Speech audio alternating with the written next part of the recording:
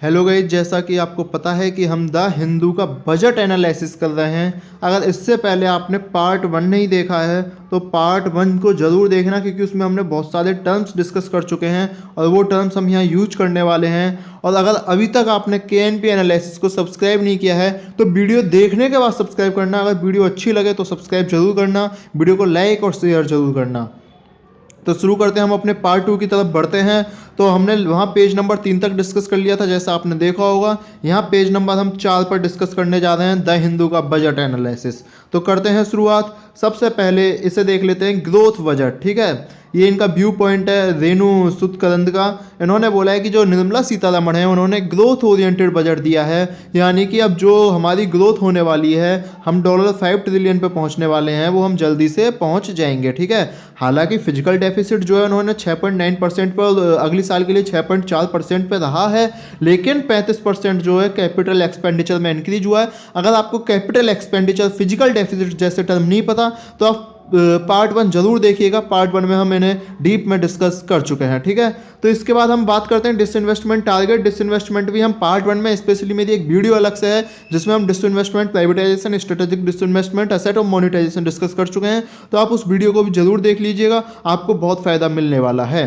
तो अगर इसके बाद बात करें हम, तो जो डिसइन्वेस्टमेंट का टारगेट है वो 65,000 करोड़ का रखा गया है इस बार। हालांकि जो डाइवेस्टमेंट है, वहाँ देख लीजिएगा, डाइवेस्टमेंट और डिसइन्वेस्टमेंट में दोनों में अंतर होता है। ठीक है, तो जैसे हालांकि एयर इंडिया है जो है वो प्राइवेटाइज हो गई है, Tata sons to Tata sons से एयर इंडिया चली गई है, अगर आपको पता हो। ठीक है, और ये क्यों हुआ था? क्योंकि ये जो, अगर मान लीजिए कोई भी गवर्नमेंट ओन कंपनी है, अगर वो लोन में जाती है तो सरकार उस लोन से बाहर निकलने के लिए उसे प्राइवेटाइज कर देती है, उसमें डिसइन्वेस्टमेंट कर देती है। अगर आपने ये टर्म नहीं जाने हैं अभी तक तो आप जरूर जाकर के वहाँ इन टर्म्स को देखिएगा, वहाँ आपको समझ में आ जाएंगे। इसके बाद आपके सामने एक नया टर्म आ रहा है, ये टर्म है आपके लिए further given the buoyancy in tax collection. What is buoyancy? Buoyancy का मतलब होता है कि गवर्नमेंट के टैक्स रेवेन्यू में, यानी कि जितना उस पर टैक्स आ रहा है उसके आधार पर tax to GDP, tax revenue to GDP में क्या चेंज हो रहा है। यानी अगर टैक्स ज़्यादा आ रहा है तो जीडीपी बढ़ रही है नहीं बढ़ रही, ये होता है बायंसी। ठीक है, समझ आया नहीं आया? यानी कि मान लो अगर किसी गवर्नमेंट के पास पहले 5,000 रुपये टैक्स आ रहा था तो उसकी जीडीपी अगर 3% थी और अब टैक्स 10,000 रुपये हो गया है, तो जीडीपी उसकी 6% हुई नहीं हुई। ठीक है, इसे बोलते हैं हम टैक्स बायंसी, यानी कि चेंज होने का जो रेशियो है वो टैक्स बायंसी कहलाता है। ठीक है, अगर आप इसके बारे में बात करें तो एक नया टर्म दिया हुआ है इन्होंने, फिजिकल कंसोलिडेशन। मैं आपको बता दूं फिजिकल कंसोलिडेशन क्या होता है। फिजिकल डेफिसिट में आपको बता चुका हूं कि मान लीजिए स्पेंड ज़्यादा करती है गवर्नमेंट और जो उसका गेन होता है वो कम होता है, अर्न जो होती है, अर्निंग जो होती है वो कम होती है। ठीक है, तो वहाँ पे तो होता है फिजिकल डेफिसिट। अगर आप इसके बारे में बात करना चाहो कि फिजिकल कंसोलिडेशन क्या होता है, तो वो सारी पॉलिसीज एक्ट जो फिजिकल डेफिसिट को कम करना चाहें उसे हम फिजिकल कंसोलिडेशन बोलते हैं। जो सरकार के कर्ज को, सरकार के लोन को, सरकार के डेब्ट को कम करना चाहें उसे हम फिजिकल कंसोलिडेशन बोलते हैं। जहां तक मुझे लग रहा है आपको समझ आ गया होगा। प्राइम मिनिस्टर का विजन था housing for all. Prime minister ने 80 लाख बोला था, 80 लाख घर बन जाएंगे 2023 तक प्रधानमंत्री आवास योजना में। इसके लिए जो बजट एलोकेशन है 48,000 रुपये दिया गया है। ठीक है, अलग से है ना। इसके बारे में अगर आप बात करो तो प्रधानमंत्री आवास योजना जो वो ज्योग्राफी के हिसाब से निश्चित रूप से बनाई जाएगी कि कहाँ पे क्या बनना है। मेड इन इंडिया इनिशिएटिव होगा, है ना, निश्चित रूप से होगा। और इसके बाद आप देखो use of drones to push excellence. हालांकि इसमें यूज ऑफ ड्रोन पे बहुत फोकस दिया गया है। हम बात कर लेते हैं यूज ऑफ ड्रोन्स कहाँ कहाँ काम आ सकते हैं। यूज ऑफ ड्रोन्स देखो आपके एग्रीकल्चर में काम आ सकते हैं कि भाई कौन सी फसल खराब हुई है। ठीक है, अगर मान लो फसल की इंश्योरेंस कंपनी काम आ सकती है कि इसकी फसल सच में खराब हुई है कि नहीं, ऐसी बेवकूफ़ बना गया मेरा। ठीक है, जो ड्रोन्स है वो आपके सिक्योरिटी पर्पज में काम आते हैं। ड्रोन्स जो है वो आपके सिक्योरिटी पर्पज में काम आते हैं। ड्रोन्स आपके वीडियो ऑडियो पर्पज में, मीडिया वाले जो होते हैं उनके भी काम आते हैं वीडियो पर्पज में। ठीक है, अगर आप ड्रोन्स की और बात करो तो मुझे आप बताते रहो भाई ड्रोन्स कहाँ कहाँ काम आते हैं। तो मतलब बहुत सारे MSME सेक्टर्स में ड्रोन्स काम आते हैं। ठीक है ना, तो ये सारी चीज़ें जो है ये ड्रोन्स के काम आने की चीज़ें हैं। ठीक है, तो तो इसमें इसका इस बार ड्रोन्स पे ज़्यादा फोकस किया गया है। इससे क्या होगी, हमारी जो टेक्नोलॉजी डेवलपमेंट है वो भी टेक्नोलॉजी और इकोनॉमी भी हाइयर जाएगी, बेटर जॉब मिलेंगी निश्चित रूप से, ठीक है। अच्छा, दूसरा टर्म जो इन्होंने दिया है बोला है एमएसएमई जो है वो बैकबोन है इकोनॉमिक ग्रोथ की। अगर आपको एमएसएमई नहीं पता तो आप पिछली वीडियो में देखिएगा, मैंने आपको बताया था less than 10 crore, less than 50 crore, less than 10 crore investment हो, 50 crore less than annual growth हो, तो उसे हम किस में रख देते हैं, उसे रख देते हैं हम माइक्रो में। फिर उसके बाद लेस देन 20, लेस देन 100, तो ये सब चीज़ आप देख लेना, पिछली वीडियो में हम एक बार बात कर चुके हैं। Emergency credit line guarantee scheme हम बात कर चुके हैं। Emergency credit line guarantee scheme पे मैंने आपको बताया था 100% गारंटी कवरेज जो है वो सरकार लेगी, आपके 20% तक आपका जितना भी इन्वेस्टमेंट है उसके 20% तक आपको लोन दे देगी, गारंटी लेगी सरकार। एमएसएमई को ये लोन मिल जाएगा, इसे बोलते हैं emergency credit line guarantee scheme, जो मार्च 2023 तक बढ़ गई है, अब तक मार्च 2022 तक थी। यहाँ तक मुझे लग रहा है आपको समझ आ गया होगा। Moving towards digital economy, digital economy की तरफ हम बढ़ रहे हैं। हमारी एक सेंट्रल बैंक डिजिटल करेंसी आने वाली है, आरबीआई उसे लॉन्च करेगा। डिजिटल करेंसी का मतलब मैंने आपको बताया था लीगल मनी हो जाएगा फिर, ठीक है। आप उसे ऑनलाइन से ऑनलाइन ट्रांसफर कर सकते हो उसके लिए, ठीक है। तो वो यानी कि उसकी जो वैल्यू है अलग से वो नहीं होती, यानी कि जो फिजिकल स्ट्रक्चर उसका नहीं होता, ये डिजिटल करेंसी है। इंपॉर्टेंस ऑफ हाउसिंग, हाउसिंग क्या, देखो भाई घर छत तो होनी चाहिए यार, सिर के ऊपर छत होनी चाहिए, है ना। तो इसका मतलब ये होता है सीधे सीधे हाउसिंग की इंपॉर्टेंस ये होगी, आपकी लेबर जो है वो भी भाई सही से काम करेगी, ठीक है। इसके बाद जो हमारी ईज ऑफ लिविंग इंडेक्स है वो भी इंक्रीज होगा, ईज ऑफ लिविंग इंडेक्स है वो भी इंक्रीज होगा, ठीक है। इसके बाद आप देखो अगर भाई सबके ऊपर छत बन जाएगी तो जो बंदा घर बनाने में यानी इतने रुपए खर्च करता है, यानी कि पॉवर्टी जो है वो कम हो जाएगी, ठीक है। इसके बाद अगर सबके पास घर होगा तो वो अपने घर में छोटा मोटा काम भी कर सकते हैं कोई अलग से, ठीक है। तो ये बहुत सारी चीज़ें, बहुत सारे फायदे इसके मिलने वाले हैं हमको। और गाइस अगर इसके बाद हम बात करें तो EWS LIC कैटेगरी जो है वो भी achieve the housing for all में हमारी हेल्प करने वाली है। इसके बाद हम नेक्स्ट बात पे चलते हैं। इन्होंने क्या बोला है, defence outlay witnesses marginal increase. Defence जो है, डिफेंस उसमें हमें थोड़ा सा मार्जिनल देखने को, इंक्रीजमेंट देखने को मिला है। मेक इन इंडिया डिफेंस पे फोकस दिया जा रहा है। मैंने भी आपको बताया था लास्ट वीडियो में, लास्ट लाइन शायद मेरी यही थी कि हम डिफेंस कॉरिडोर बना रहे हैं, ठीक है। जो डिफेंस कॉरिडोर आपको अगर यूपी के हैं तो लखनऊ में ज़रूर देखने को मिला होगा। योगी जी बोल रहे हैं, मैंने लास्ट वीडियो में भी बताया था, योगी जी बोलते हैं तोप भी हमारी होगी, नौजवान भी हमारा होगा, ठीक है, दुश्मन किसी और का होगा, तो वो आप देख लेना, है ना। तो ये चीज़ें हैं, ठीक है। तो ये डिफेंस के लिए हमने बजट जो है वो हमारा 5.25 लाख करोड़ चला गया है, जो कि रिवाइज एस्टिमेट यानी कि 4.43% ज़्यादा है, और पिछले जो वो है लास्ट ईयर का बजट उससे 9.8% ज़्यादा है, ठीक है। इसके बाद अगर आप और इसमें देखना चाहो तो ये देखो इंडस्ट्री, स्टार्टअप और एकेडमिक या के लिए भी खुल जाएगा। 25% जो रेवेन्यू एंड डेफिसिट बजट होगा, रिसर्च एंड डेवलपमेंट बजट होगा, वो उनके लिए होगा। अगर आपको ध्यान हो तो प्राइवेट सेक्टर में 74% तक आप डिफेंस सेक्टर में ऑटोमेटिक रूट से इन्वेस्टमेंट कर सकते हैं, ठीक है। ये प्राइवेट सेक्टर के लिए इंक्रीजमेंट हुआ है। DRDO में भी अब आप स्पेशल पर्पज व्हीकल के अंतर्गत इन्वेस्टमेंट कर सकते हैं। DRDO defence research development organisation, शायद इसकी फुल फॉर्म है ना, दिमाग से एकदम निकल ही गई है अचानक, चलो देख लेना। हाँ, ये डिफेंस रिसर्च एंड डेवलपमेंट, ठीक है। तो ये DRDO की फुल फॉर्म होती है। And independent nodal umbrella body will be set up for meeting a bad range for testing and certification requirement. अब आप मान लो भाई कोई मिसाइल बनी आपकी, आपने नई मिसाइल तो चलो मिसाइल ही ले लो, ठीक है। अब आपको कैसे पता पड़ेगी कि हाँ भाई ये सही रेंज पे जा रही है ना, इसकी टेस्टिंग सही है, इसकी हमें रिक्वायरमेंट है, तो ये चीज़ कौन बताएगा आपको, है ना। तो इसके लिए एक नई कमेटी बनाई जाएगी जो हर एक सेक्टर में आपका काम करेगी, ठीक है। और अगर इसके बाद आप बात करो तो रेवेन्यू एलोकेशन जो होगा इसका 2.33 लाख करोड़ होगा। कैपिटल एलोकेशन जो है 1.52 लाख करोड़ होगा। रेवेन्यू एलोकेशन का मतलब आपकी सैलरी पेंशन जो भी होगी वो इसमें से जाएगी, और कैपिटल एलोकेशन जो भी आप नए इंफ्रास्ट्रक्चर बनाओगे वो इसमें से जाएंगे, ठीक है। और डिफेंस पेंशन जो होगी वो 1.19 लाख करोड़ आपको मिलती रहेगी, ठीक है। आपका मतलब डिफेंस को मिलती रहेगी, है ना। और अगर आप इसमें और बात करना चाहो तो डोमेस्टिक इंडस्ट्री के लिए यहाँ पे एक चीज़ देख लो, within this 1.52 lakh crore capital allocation which is meant for new purchase and paying for past procurements 68% from the allocation of for 3 services. 68% जो है वो तीनों सर्विसेज के लिए दिया जाएगा। तीनों सर्विसेज कौन सी हैं, एयर इंडिया, आर्मी और नेवी, है ना, नेवी एयरफोर्स, है ना, एक हो गई एयरफोर्स, ठीक है, ये 3 हो गई। है ना, तो ये तीनों को दिया जाएगा, ठीक है। अगर इसके बाद आप एयर इंडिया नहीं है, वो एयरफोर्स है, ठीक है। इसके बाद अगर आप बात करो तो कैपिटल एलोकेशन, ये मतलब बताया गया है कि आपको किस किस हिसाब से एलोकेशन देना है। हालांकि जो हमारा चाइना से लड़ाई चल रही है उसके आधार पर हमने ईस्टर्न लद्दाख और सर्विस को जो है सेवरल इमरजेंसी प्रोक्यूरमेंट बनाने के लिए ज़्यादा एलोकेशन दिया भी है, ठीक है। इसके बाद अगर आप नेवी का जो एलोकेशन है आप देखते रहो किसको कितना कितना मिला है ना। अगर आप बात करो तो आर्मी जो है, आर्मी की बात कर रहे हैं हम यहाँ पे। आर्मी का मैं एलोकेशन बता देता हूँ कितना है। तो आर्मी का जो एलोकेशन है वो लगभग 11,000 करोड़ है। आर्मी 11,100 करोड़ आर्मी का एलोकेशन ये रहा। नेवी का एलोकेशन 12,700 कुछ करोड़ है, ठीक है। ये नेवी का एलोकेशन है, यानी नेवी को इतना रुपया मिला है, ठीक है। अगर इसके बाद आप बात करो और जो एयरफोर्स है उसने 55,000, ये इतना ज़्यादा मिला है, और एयरफोर्स को 55,586 करोड़ मिला 2022-23 के लिए, ठीक है। इसके बाद अगर आप बात करो तो जो बजट है वो लगभग 12% इंक्रीज हुआ है इस बार बजट एस्टिमेट की अपेक्षा, ठीक है। और इंडाइजेनियस होगा सारा, मेक इन इंडिया पे हम फोकस कर रहे हैं। इंडिया डिफेंस जो है वो मेड इन इंडिया होना चाहिए, ठीक है। इसके बाद अगर आप नेक्स्ट चीज़ पे चलो तो बजट ब्रेकडाउन, ये आप देख लो बजट का ब्रेकडाउन है पूरा, किसको कितना बजट देना है, कैसे कैसे बजट देना है ना।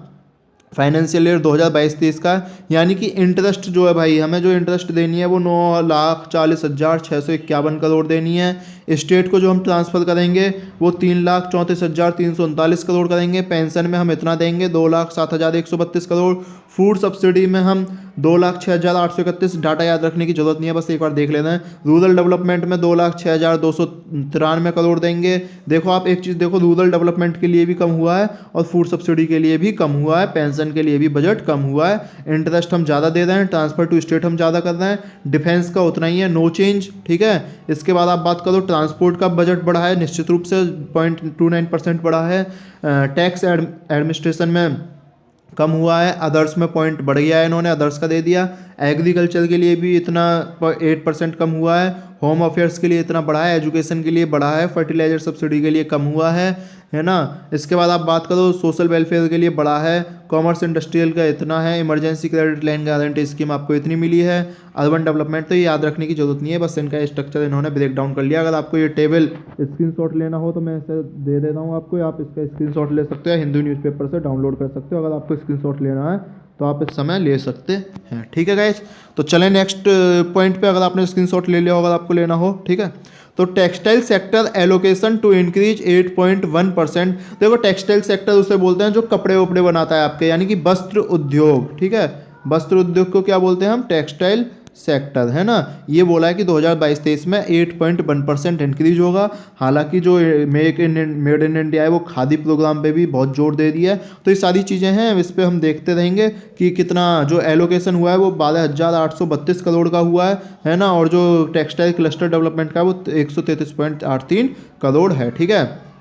100 crore national technical textile mission के लिए होगा, 15 crore PM mega integrated textile reason और अप्रैल पार्क्स होंगे। अप्रैल पार्क्स तो मैं आपको बता दूं, जैसे भाई मान लो आपके यहाँ पे ये वाला कपड़ा अच्छा होता है तो उसके हिसाब से वहाँ पे बहुत सारी सुविधाएं आपको पार्क्स टाइप में उपलब्ध कराई जाएंगी, ठीक है ना। और प्रोडक्शन लिंक्ड इंसेंटिव हम लास्ट वीडियो में डिस्कस कर चुके हैं, तो मेरे हिसाब से ये चीज़ें समझ आ रही होंगी आपको अब, ठीक है।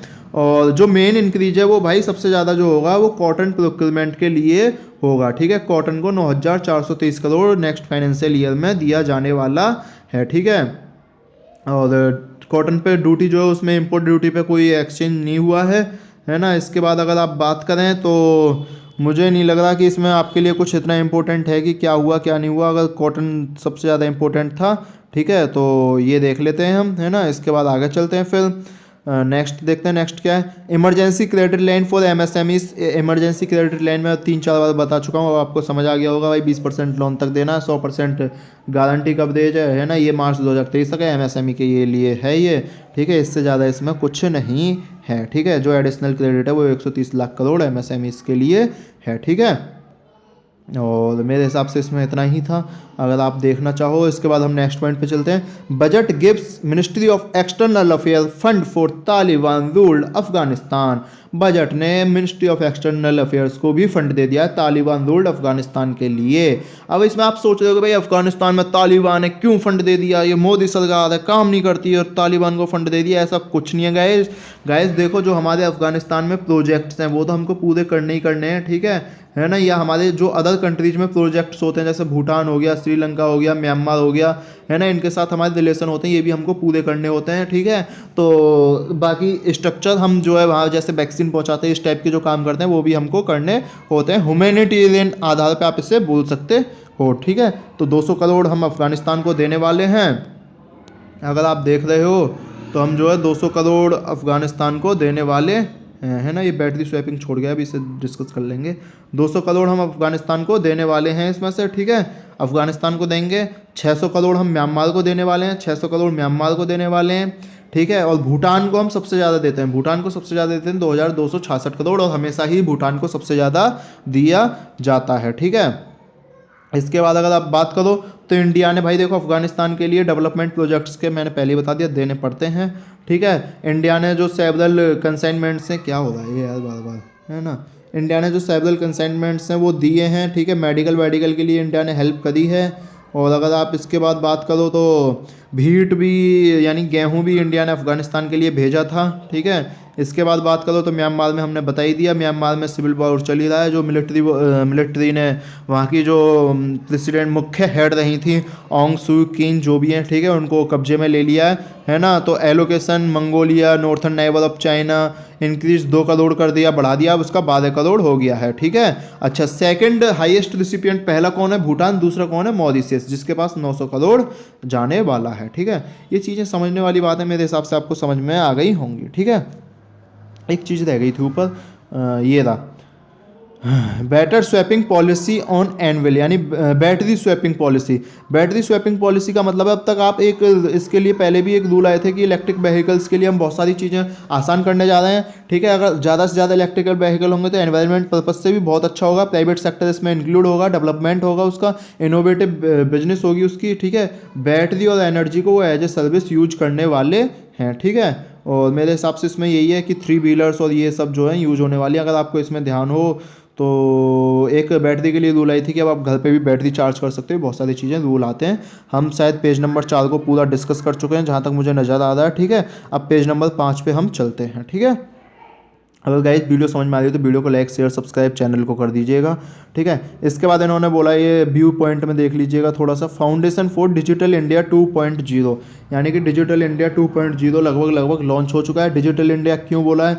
डिजिटल करेंसी लॉन्च करने वाले हैं हम, है ना। सारे काम हमने डिजिटल पे ज़्यादा फोकस कर रहे हैं, ठीक है। तो इस टाइप का देख लेते हैं इस बार इनका जो है bright spot dark 9.2%। India is the fastest growing large economy with $600 630 billion, ठीक है। ये हमारा फॉरेन है ना। और इसके बाद अगर बात करें तो हम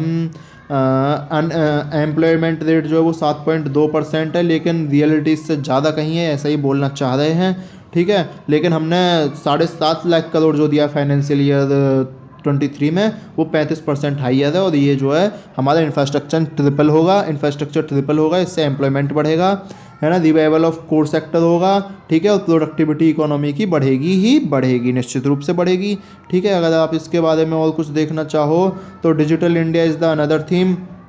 हाँ, एक और चीज़ देख लो, इन्होंने virtual asset as a taxable asset claim, यानी कि उन्होंने बोला कि 30% वर्चुअल अगर आप एसेट क्लेम करते तो हम उस पर टैक्स लगाएंगे।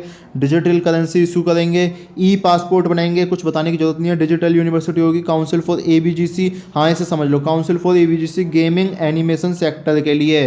देखो गेमिंग एनिमेशन सेक्टर में आपको रोजगार मिलेगा, आप नए नए गेम डेवलप करोगे, आप नए नए गेम की टेक्नोलॉजी बनाओगे, ठीक है। एनिमेशन करोगे, बहुत सारी चीज़ों का, वीडियोज़ को एनिमेट करोगे, है ना।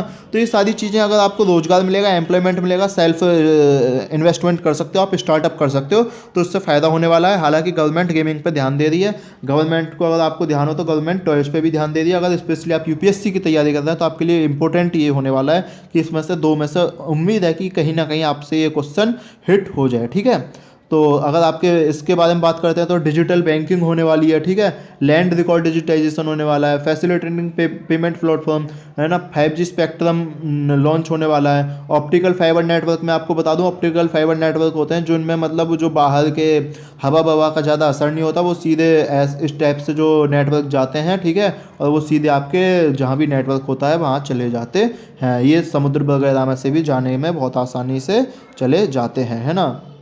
ये हो गया, ये मतलब डिजिटल इंडिया का एग्जाम्पल भी था कि हम डिजिटल इंडिया कहाँ कहाँ यूज कर रहे हैं, ठीक है।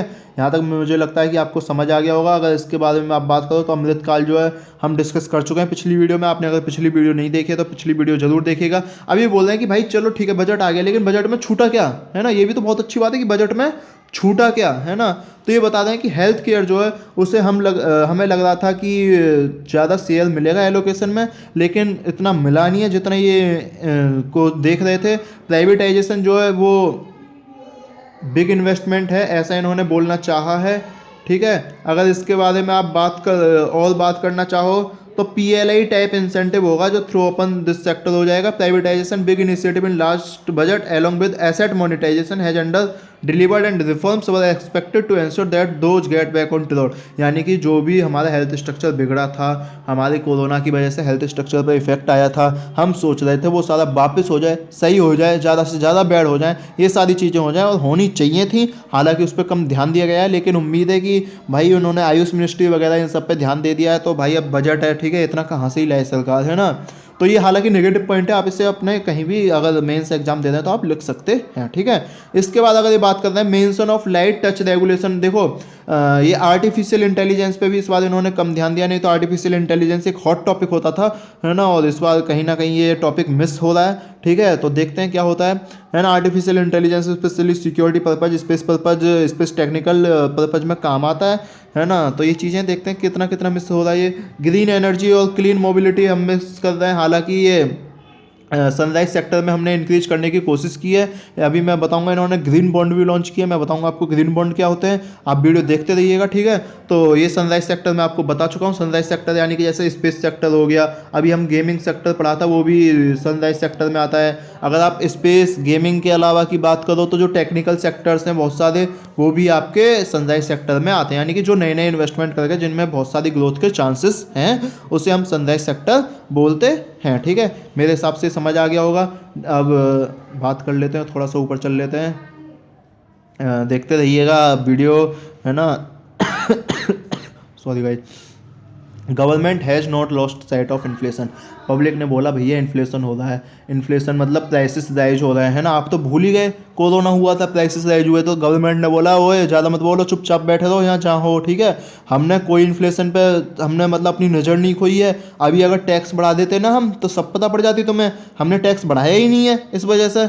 ऐसा निर्मला सीतारमण जी ने बोला था, मैंने नहीं बोला है, ठीक है ना। उन्होंने बोला था कि union finance minister Nirmala Sitharaman on Tuesday sought to underscore how the government has not lost sight of running even amid a higher physical deficit projection हुआ है। Every budget does not speaks explicitly about inflation and its impact. हालांकि सब बोलते नहीं है खुल के, क्योंकि सरकार की बेइज्जती होती है। अच्छा इतना इन्फ्लेशन हो गया, है ना। तो ये देखो, ये रहा finance minister switching to Hindi said I didn't increase tax last year and this year too. मैंने टैक्स बढ़ाई नहीं है, ठीक है। I didn't make any attempt to even 1 पैसा एडिशनली। मैंने 1 पैसा तुमसे कमाने की कोशिश नहीं की, और तुम बात कर रहे हो कि इन्फ्लेशन बढ़ रहा है। ऐसा इन्होंने बोला है निर्मला सीतारमण जी ने, यानी कि टैक्स मैंने कोई बढ़ाया नहीं है, ऐसा इन्होंने बोला है। तो इसलिए मेरा इन्फ्लेशन पर ध्यान है। क्या ये मिडिल क्लास नहीं है जो MSME में हमने बेनिफिशियरी दिया है, ऐसा बोला है ना। सीनियर सिटीजन को जो बेनिफिट दे रहे हैं वो मिडिल क्लास नहीं है। जो हम अर्बन हाउसिंग फॉर ऑल पे बेनिफिट दे रहे हैं वो मिडिल क्लास में नहीं आते, है ना, वो गरीब नहीं है क्या। तो ऐसा ये बोल रहे हैं कि ये यानी कि इन्होंने इन्फ्लेशन पे अपनी बात रखनी चाहिए थी। जब अपोजिशन चिल्लाया कि इन्फ्लेशन इन्फ्लेशन इन्फ्लेशन, तो इन्होंने अपनी बातें रख दी हैं। नॉन फंजाइबल टोकन मैंने आपको बता चुका हूँ। नॉन फंजाइबल टोकन क्या होता है।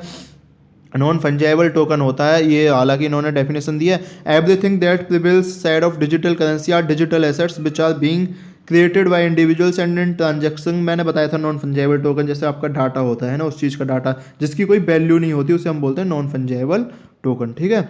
तो मेरे हिसाब से ये चीज़ें समझ आ गई होंगी। हालांकि इन्होंने, अगर आप और चीज़ देखो तो इम्पोज किया additional basic excise duty 2 litre of petrol and diesel पे, ठीक है। इनका काम क्या है कि विदाउट ब्लेंडिंग, यानी कि ब्लेंडिंग का मतलब होता है आप इथेनॉल के साथ पेट्रोल को मिला के बेचोगे। इथेनॉल 12% या 15% मिलाना ज़रूरी हो गया है ना, तो ये चीज़ें हैं, ठीक है। तो ये इन्होंने ऐसा बोला है ना। और इसके बाद अगर आप बात करो rural development, rural MNREGA, MNREGA भी हम डिस्कस करने वाले हैं, अभी सोशल वेलफेयर पे भी डिस्कस करने वाले हैं। ग्रीन बॉन्ड्स अब डिस्कस कर लेते हैं, आ गया तो सामने। ग्रीन बॉन्ड्स का मतलब होता है उस जगह इन्वेस्टमेंट, उस कंपनी में इन्वेस्टमेंट। ग्रीन बॉन्ड का मतलब उस कंपनी में इन्वेस्टमेंट जहाँ पे क्लाइमेट पे कोई इफेक्ट नहीं पड़ने वाला, या क्लाइमेट पे इफेक्ट पड़े तो वो पॉजिटिव इफेक्ट पड़े, एनवायरनमेंट पे पॉजिटिव इफेक्ट पड़े। क्यों ग्रीन बॉन्ड पे फोकस किया गया है? क्योंकि इंडिया ने नेट जीरो बाई 2070 बोला है। ग्लासगो में सबमिट हुई थी COP 26, उसमें मोदी जी ने बोला कि हम 2070 तक इंडिया को नेट जीरो पहुंचा देंगे, नेट जीरो कार्बन एमिशन। अब आप बोलोगे नेट जीरो कार्बन एमिशन का मतलब क्या होता है? तो नेट जीरो कार्बन एमिशन का मतलब होता है जितना कार्बन आप रिलीज कर रहे हो उतना कार्बन आप सिंक कराओ। मान लो आपने कहीं एक कंपनी बना दी है ना, और उस कंपनी में भाई आप 500 टन कार्बन रिलीज कर दो, 500 टन कार्बन डाइऑक्साइड, तो आप 500 टन कार्बन डाइऑक्साइड जो सिंक हो जाए इतने पेड़ लगा दो, उसे ओशियन में सिंक कर दो। तो बहुत सारे प्रोसेस होते हैं। तो यानी ग्रीन बॉन्ड होता है कि आप एनवायरनमेंट पे इफेक्ट ना पड़े, ऐसी कंपनी में इन्वेस्टमेंट करो, ठीक है। मेरे हिसाब से ये चीज़ें आपको क्लियर हो गई होगी ग्रीन बॉन्ड क्या होता है। इंडस्ट्री रिएक्शन बोल दिया, बहुत अच्छे, बहुत अच्छे, सही कहा तुमने, आर एल्सो वेरी वेलकम, ठीक है। तो है ना, ये इंडस्ट्री का काम है बोलना। Digital rupee to arrive in new physical to use blockchain technology. Digital rupee मैंने आपको पहले ही बता रहा हूँ, दोबारा बताया था। डिजिटल रुपी जो है वो, उसका जो काम होता है डिजिटल रुपी का, यानी कि जैसे मान लो आपके अब तक 1 लाख रुपए छापती थी सरकार, ठीक है। अब 1 लाख रुपए में से सरकार जो 50,000 छापेगी तो नोट में, ठीक है। 50,000 आपका डिजिटल करेंसी होगा, यानी आप 50,000 को खाली ऑनलाइन ही पेमेंट कर सकते हो, इससे इससे इससे इससे, ठीक है। अच्छा, ये ब्लॉकचेन टेक्नोलॉजी क्या है? मैंने लास्ट वीडियो में बताया, मैं बोल रहा हूँ अगर आपने लास्ट वीडियो नहीं देखे जरूर देख लीजिएगा।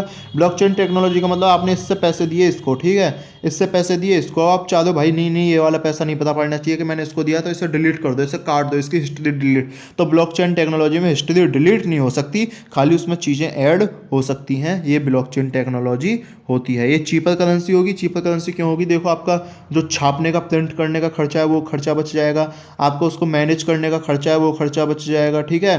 बैंकिंग का खर्चा बच जाएगा, आपको बैंक थोड़ी चाहिए फिर तो एक बैंक से काम हो जाएगा आपका, हो जाएगा नहीं हो जाएगा? हर जगह बैंक थोड़ी चाहिए कि भाई रुपये जमा कराने ऑनलाइन जमा होने हैं, सब काम हो जाएगा फ्री में, है ना। तो बहुत सारे खर्चे हैं जो बच जाएंगे। ये डिजिटल रुपी जो है मस्ट एविडेड अनाउंसमेंट होने वाली है, ठीक है।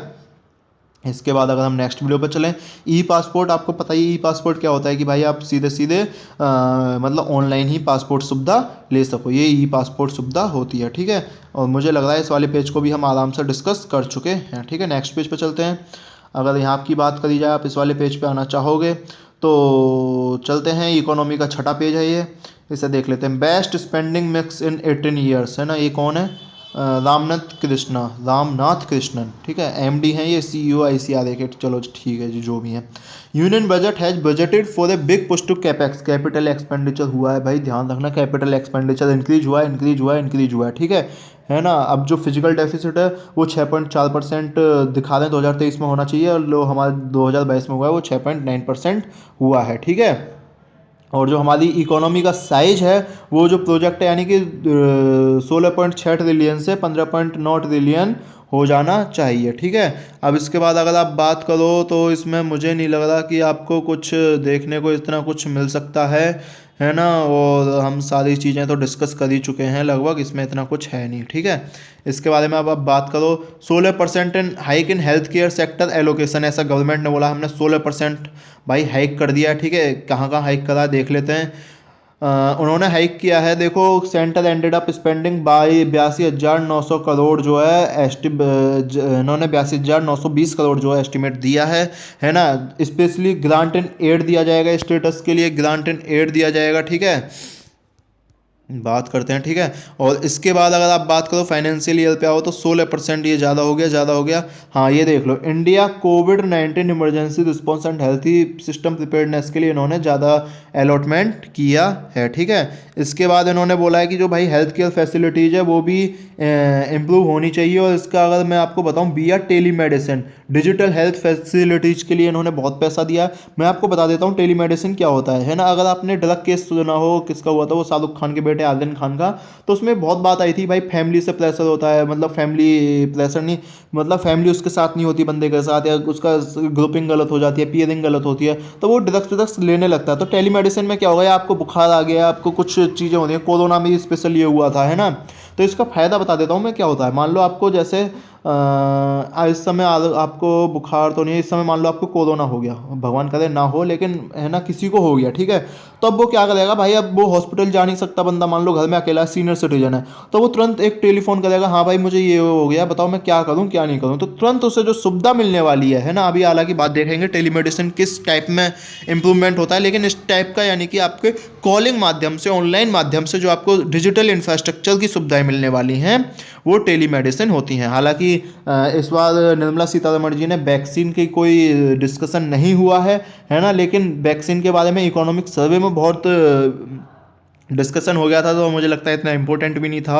अब तो लगभग सादी पब्लिक को लग चुकी है, एक आध दो ही बचे हैं जो नालायक हैं, नहीं लगवा रहे वैक्सीन, ठीक है। अगर इसके बारे में आप बात करो तो और कुछ मुझे लग नहीं रहा, है ना। तो बजट जो है वो भाई 3,200 करोड़ जो है वो इसका बजटेड हुआ है सेंटर ने हेल्थ रिसर्च के लिए। हेल्थ रिसर्च के लिए भी बजट जो है वो इंक्रीज हुआ है, ठीक है। इसके बारे में कैपिटल एक्सपेंडिचर के लिए बजट इंक्रीज हुआ ही हुआ है, आपको पता ही है। और बात करें इसके बाद फिर प्रधानमंत्री, ये देख लीजिएगा, प्रधानमंत्री आयुष्मान भारत हेल्थ इंफ्रास्ट्रक्चर, यानी कि प्रधानमंत्री Ayushman Bharat health infrastructure mission है। ये जो नया मिशन लॉन्च हुआ है, नया तो नहीं हुआ है ना, पहले से चल रहा है। इसका जो मकसद है ये है कि भाई अब हम 4,177 करोड़ इसमें दिया है, जो पहले 585 ही करोड़ था। स्कीम का पर्पज क्या है, स्कीम का पर्पज है कि जो पैंडमिक वगैरह आता है उसमें हम रिसर्च डेवलपमेंट अपनी बढ़ाएं, बायो सिक्योरिटी हम बढ़ाएं, जिसके लिए इन्होंने 140 से 690 करोड़ कर दिया। Export welcome boost to mental health sector, यानी कि एक्सपोर्ट भी होगा तो भी वेलकम बूस्ट इन्होंने करने की बोली है। हालांकि एसेंशियल सर्विसेज इग्नोर की गई हैं, लेकिन ये वही टेली मेंटल हेल्थ प्रोग्राम इन्होंने लॉन्च किया है। Ayush ministry receives 3,050 crore, Ayush ministry जो है उसे 3,050 करोड़ जो है वो मिला है, नेशनल आयुष मिशन के अंतर्गत मिला है ये, ठीक है। इसमें क्या होता है आपकी जो मैं अगर आपको बोलूँ, आप परंपरागत वैदिक जो आपकी स्वास्थ्य लाभ सेवाएं होती हैं उनका आपको फ़ायदा उठाना है। जैसे मेडिसिन प्लांट जो होते हैं उनके लिए रिसर्च है, यानी जिस चीज़ से दवाई बनती है उस प्लांट को बढ़ाओ, ठीक है। तो ये सारी चीज़ें हैं, है ना। जॉब क्रिएशन के लिए आत्मनिर्भर भारत रोजगार अभियान के लिए रोजगार योजना के अंदर 6,400 करोड़ डबल हो गया है, यानी कि पहले अब 6,400 करोड़ आ गया है 2022-23 के लिए। तो इसका मतलब है कि आपको ज़्यादा रोजगार मिलेंगे। ई श्रम पोर्टल, अगर आपको ध्यान हो तो ई श्रम भाई श्रम कार्ड बनवा लो, जिसमें यह था कि 500 रुपये आएंगे, उसका भी जो बजट है वो 500 करोड़ 2022-23 में कर दिया गया है ई श्रम पोर्टल का। ई श्रम पोर्टल क्या होता है मैं थोड़ा सा आपको बता दूँ। ई श्रम पोर्टल होता है, मान लो आप अनवॉलंटरी स्किल हो, ठीक है, अनवोकेशनल हो, तो उसके वो आपको बुलाएंगे, भाई अच्छा आप पे ये वाला काम आता है तो आप ये वाला काम कर दो, आप ये वाला काम कर दो, उसके आधार पे वो आपको रुपए देंगे, ठीक है। और इसके बाद push full promotion of drones through startup, हाँ अगर आप नए स्टार्टअप करना चाहते हैं तो ड्रोन्स के लिए आपको थोड़ी सी सुविधा मिलने वाली है, और इसके लिए 9,259 करोड़ जो एलोकेशन हुआ है। और ड्रोन्स हम डिस्कस कर चुके हैं किस किस काम में आता है, तो मुझे नहीं लगता है यहाँ दोबारा डिस्कस करने की, टाइम बढ़ाने की ज़रूरत है। Task force to give direction to animation gaming sector, बता चुका हूँ गेमिंग सेक्टर जो यूथ के लिए किस तरह से काम आता है, अभी हमने बात कर ली थी, है ना। और कॉमिक सेक्टर में भी ये इंक्रीजमेंट होगी, ठीक है। नेक्स्ट पेज पर चलते हैं। गाइस प्लीज़ यार सब्सक्राइब कर देना, है ना। अगर वीडियो को आपने सब्सक्राइब नहीं किया है तो सब्सक्राइब करते रहो, लाइक करते रहो, शेयर करते रहो, ठीक है। चैनल को सब्सक्राइब नहीं किया तो चैनल को सब्सक्राइब करना। Painting a bold vision for India at the rate 100, India के जो 100 साल होने वाली हैं 1947 के बाद 2047 में, उसके लिए भी एक मतलब विजनरी बजट है, यानी कि ये लॉन्ग टर्म बजट है, अगर आप इसे बोलो लॉन्ग टर्म बजट है ये, ठीक है। तो ये ऐसा इन्होंने बोला है। और इसके बाद देखते हैं हम, तो इसमें इन्होंने कुछ खास गोल्डन क्वाड्रिलेटरल, ये हाईवेज के जो गोल्डन क्वाड्रिलेटरल है उससे बेनिफिट मिलेगा, ठीक है। तो ये चीज़ें, नेशनल हाईवे आपको पता ही है 25,000 किलोमीटर बढ़ाने का वायदा किया गया है ना। बजट टारगेट जो है जो हमारी फिजिकल डेफिसिट है वो थोड़ा सा बढ़ गया है, 6.9% है, 6.8% का सोचा था। निश्चित रूप से आज सरकार ने खर्चा ज़्यादा किया है, और कोरोना में खर्चा ज़्यादा हुआ है। हालांकि जो क्रूड ऑयल प्राइसेस है वो भी $120 पर बैरल तक पहुंच गया था, लेकिन हम जो मान के चलते हैं वो $70 से $75 पर बैरल मान के चलते हैं। तो ये चीज़ें बहुत सारी होती हैं, है ना। देखते हैं आगे क्या होता है। Agri outlet decline slightly, agriculture में थोड़ा सा इन्होंने मतलब कर दिया है कम, क्या ही बोलें। Farmers union Alex and attitude of revenge, इन्होंने बोला है कि एटीट्यूड ऑफ रिवेंज है, क्या ही रिवेंज है। चलो, natural farming finds fertile ground. Natural farming मैं बता देता हूँ आपको। देखो ये दो फार्मिंग होती हैं। Zero budget farming, zero budget farming अगर मैं बात करूँ तो इसमें आपको केमिकल फ्री नेचुरल फार्मिंग करनी होती है, यानी आपको कोई फर्टिलाइजर बाहर से यूज नहीं करना पड़ता। आपका जो मतलब डंग, काव डंग वगैरह जो होता है उसे आप यूज करते हैं, ठीक है। इसे बोलते हैं हम जीरो बजट नेचुरल फार्मिंग, ठीक है। यानी कि आप केमिकल्स कम से कम यूज करेंगे, आप जो नेचुरल चीज़ें हैं उन्हें ज़्यादा से ज़्यादा यूज करेंगे। तो इसका क्या होता है, इससे आपका क्लाइमेट, एनवायरनमेंट सब चीज़ पे असर पड़ता है। इसके आपकी सॉइल स्ट्रक्चर पे भी बहुत सारा असर पड़ता है। सॉइल स्ट्रक्चर, अच्छा जो आप पूछे थे ना ड्रोन, जो ड्रोन है वहाँ का वो सॉइल स्ट्रक्चर पे भी काम करेगा कि यहाँ की सॉइल कैसी है ना। तो वो ड्रोन में भी इसे ऐड कर लेना। केमिकल फ्री नेचुरल फार्मिंग जो है वो प्रमोट होगी, हमने बात कर दी है, ठीक है। अच्छा, स्पेशली गंगा के लिए, जो गंगा के आसपास के 5 किलोमीटर एरिया आ जाए वहाँ पे हम नेचुरल फ्री क्या यार ये केमिकल फ्री फार्मिंग को हम इंक्रीज करना चाहेंगे, क्योंकि जिससे गंगा पॉल्यूटेड कम हो। तो इससे एक पंथ दो काज आपके सिद्ध हो गए हैं, ठीक है। इसके बाद जीरो बजट नेशनल फार्मिंग, मैंने आपको मेथड बता ही दिया। ये प्रधानमंत्री मोदी जी ने अपील की है कि भाई ऐसा करो। एक स्कीम जो है परंपरागत कृषि विकास योजना, उसका मतलब है कि आप ऑर्गेनिक फार्मिंग को इंक्रीज करो, वैदिक फार्मिंग को इंक्रीज करो, जीरो बजट नेचुरल फार्मिंग को इंक्रीज करो। तो ये सारे ट्रेडिशनल मेथड जो हैं ये आपको इंक्रीज करने हैं। अच्छा, जो इसका बजट एलोकेटेड हुआ है वो 450 करोड़ हुआ है, ठीक है। 2021-22 के लिए इतना था और अब ये 100 करोड़ डाउन हो गया था, ठीक है।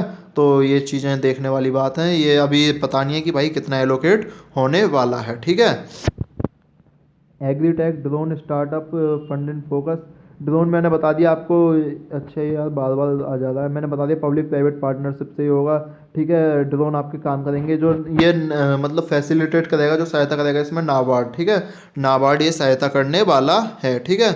और अगर इसके बाद किसान ड्रोन्स होंगे जो आपका क्रॉप असेसमेंट करेंगे, डिजिटाइजेशन करेंगे, लैंड रिकॉर्ड करेंगे, अच्छे इंसेक्टिसाइड को स्प्रे भी कर देंगे, न्यूट्रिएंट्स ऑन फील्ड को भी स्प्रे कर देंगे। तो ये ड्रोन्स का काम होने वाला है, यानी कि किसान अब टेक्नोलॉजी पर भी निर्भर होने वाला है। तो यहाँ तक हम डिस्कस कर चुके हैं, मुझे नहीं लगता कि इस पेज में कुछ हमने छोड़ा है। तो गाइज चलते हैं अगले पेज की तरफ, और जोश बना के रखो यार, मतलब मज़ा सा आना चाहिए, ठीक है। मेकिंग इंडिया फ्यूचर रेडी, यानी इंडिया का हम फ्यूचर रेडी कर रहे हैं। तो ये इसमें मुझे वही सारी चीज़ें हम वापस आपके सामने आती रहेंगी।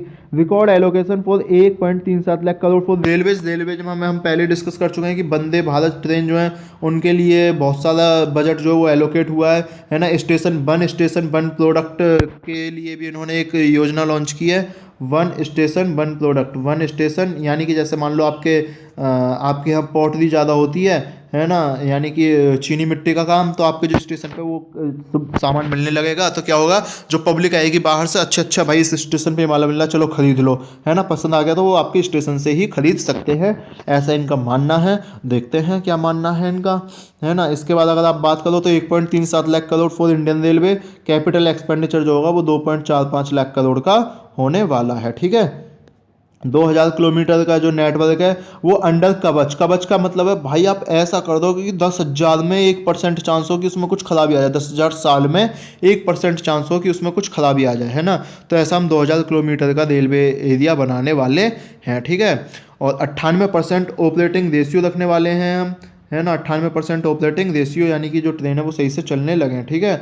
इसके बाद अगर बात करें तो जो सामान है, जो यानी कि मालगाड़ी हैं, वो अब तक 450 मिलियन टन ले जाती हैं, लेकिन हमारा जो टारगेट है वो 5 मिलियन टन पर डे पे है, ठीक है।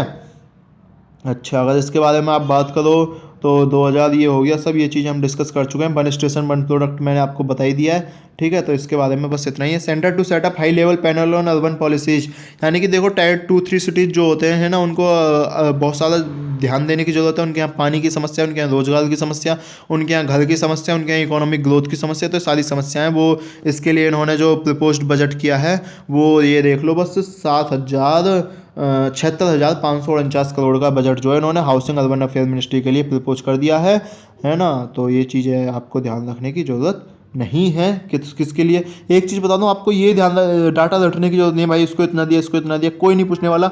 बस आपको अगर कहीं आएगा कि बजट में ये वाली नई योजना है, ये वाला नया टर्म है, ठीक है। जैसे इस समय जो सबसे ज़्यादा बजट पे ध्यान दिया गया है वो एक तो इमरजेंसी क्रेडिट लाइन स्कीम पे ध्यान दिया गया है और एक पीएम गति पे बहुत ध्यान दिया गया है। तो ये दो चीज़ें आप जरूर पढ़ लेना। Big boost for expansion highways मैंने बता दिया, 25,000 किलोमीटर का हाईवे जो है वो बढ़ेगा। ये देखो दोबारा से पीएम गति शक्ति मास्टर प्लान जो है वो आपको देखने को मिलेगा ही मिलेगा इस बार पेपर में कहीं ना कहीं, है ना। सोलर मैन्युफैक्चरिंग पर जरूर ध्यान दिया गया है। 19,500 करोड़ जो है वो सोलर मैन्युफैक्चरिंग के लिए दिए जाएंगे, यानी कि आप छत पे सोलर प्लेट लगाओ, अपनी खाली जगह में सोलर प्लेट लगाओ। एक अगर आपको ध्यान हो तो पीएम कुसुम योजना होती है कि आप जो सोलर मैन्युफैक्चर जो है अपनी सिंचाई भी सोलर से करो, और जो आपसे डिस्कॉम्स हैं वो आपसे सोलर एनर्जी खरीद लेंगी। नेट जीरो टारगेट के लिए भी बहुत हेल्पफुल है जो गवर्नमेंट ने दिया, net zero target carbon emission, है ना। तो नेट जीरो मतलब मैं आपको बता चुका हूँ, ठीक है।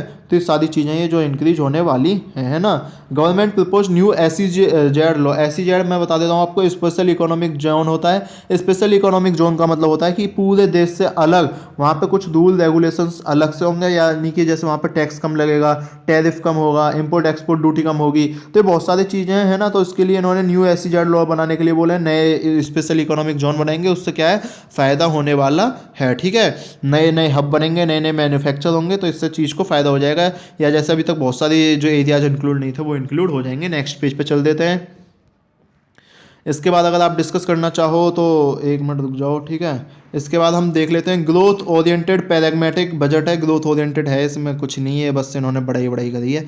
मनरेगा एलोकेशन कट 25% टू 73,000 करोड़, यानी मनरेगा जो है वो एलोकेशन जो है उसका कट कर दिया 25% से, और 73,000 करोड़।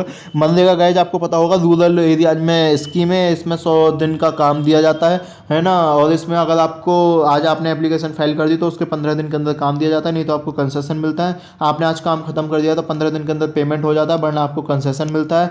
ये मनरेगा की खासियत है। मनरेगा में आपको ध्यान हो तो कोविड में सबसे ज़्यादा मनरेगा सेक्टर हिट हुआ था। इसका जो पेमेंट है, इसका जो एलोकेशन है वो हाफ टाइम में ही खत्म हो गया था, हाफ ईयर में ही, है ना। इससे बहुत सारी दिक्कत हुई थी। मनरेगा क्यों इंक्रीज हुआ? क्योंकि ये जो माइग्रेंट लेबर है उसने बहुत ज़्यादा मनरेगा में काम करना चाहा था। मनरेगा में 20 रुपये जो है पिछले साल सैलरी में भी इंक्रीज कर दिया था।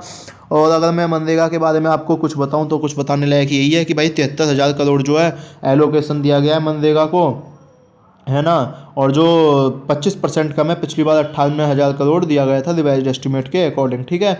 इसमें 100 डेज अनस्किल्ड वर्कर होते हैं तो आपको 100 डेज का काम मिलता है ना। और ये मैं आपको बता चुका हूँ। और सबसे ज़्यादा बजट कोरोना टाइम में 1.1 लाख करोड़ दिया गया था। बस ये मान लो उसी का इन्होंने भर्त कर लिया है, उसी का हिसाब किताब पूरा कर लिया है, ठीक है। अगर ये हालांकि बाकी लोगों ने बोला है कि जैसे वेस्ट बंगाल ने कि बहुत गलत चीज़ है मनरेगा, बहुत निश्चित रूप से मनरेगा रूरल इकोनॉमी की एक बैकबोन है, ठीक है। तो ये गलत हुआ है, निश्चित रूप से होना नहीं चाहिए था। चलो अब हम क्या ही कर सकते हैं ना। अब हम तो पेज ही सेट कर सकते हैं, इसके अलावा क्या ही करेंगे, ठीक है।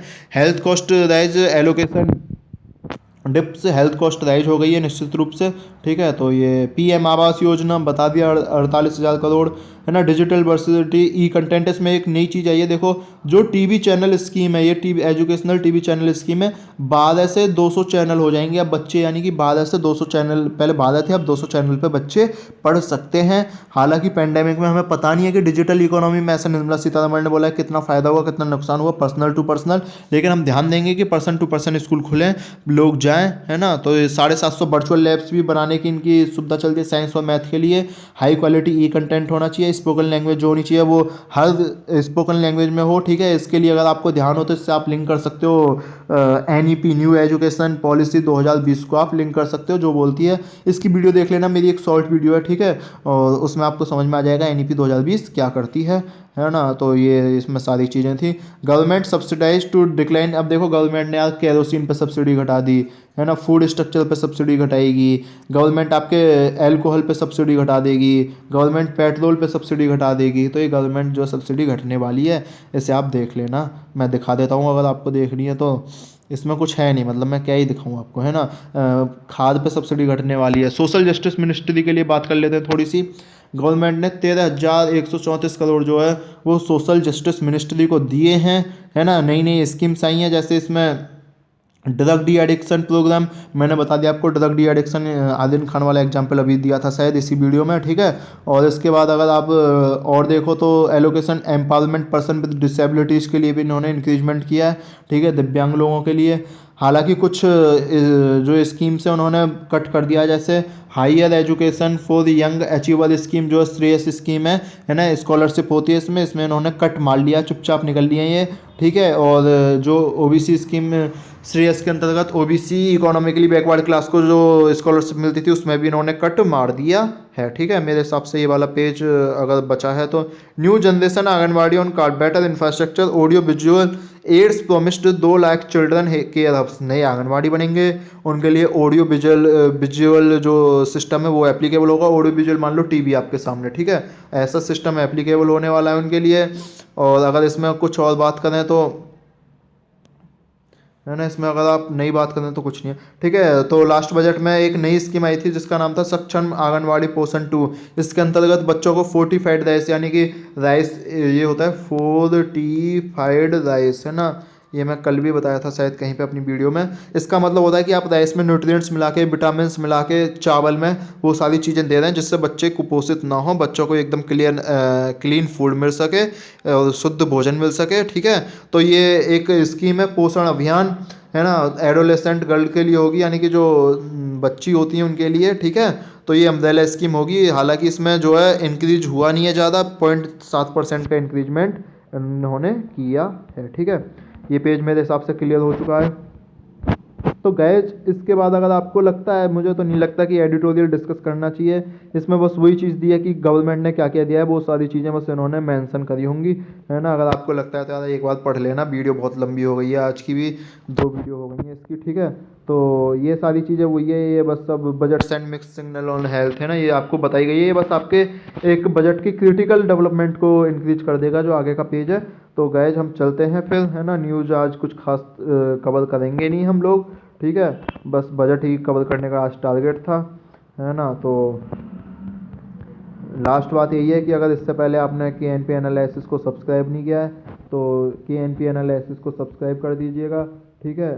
तो अगर आपने KNP एनालिसिस को सब्सक्राइब नहीं किया तो गाइस प्लीज़ सब्सक्राइब, अगर वीडियो अच्छी लगे तो वीडियो को शेयर करना, वीडियो को लाइक करना, है ना, और चैनल को सब्सक्राइब करना है, इससे हम आगे वीडियो मिलते रहेंगे। डेली द हिंदू एनालिसिस आता ही आपको पता ही है, ठीक है, उसमें डेली हम इसी टाइप से यानी कि एक एक टर्म को एकदम इंक्लूड करके कवर करते हैं, ठीक है। तो मिलते हैं आपसे नेक्स्ट वीडियो में। अगर आपको कोई टर्म समझ ना आई हो तो आप कमेंट करके ज़रूर बताना, ठीक है, उससे आपका भी फ़ायदा होगा, मेरा भी फ़ायदा होगा, और ऐसे ही हम अगली वीडियो में मिलते रहेंगे। अपना प्यार बनाए रखें। तो बहुत बहुत धन्यवाद।